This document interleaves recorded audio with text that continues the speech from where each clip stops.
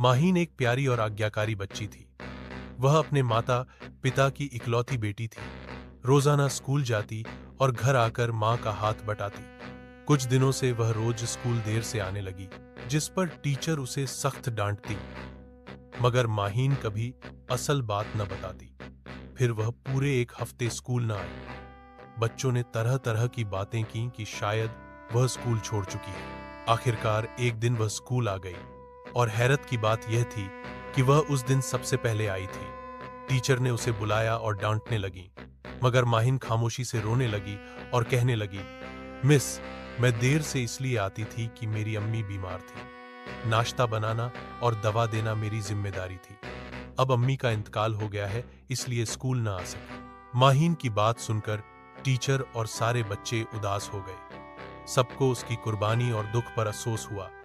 Miss ने उसे गले लगा लिया और आइंदा उसकी हिम्मत बहाने का वादा किया।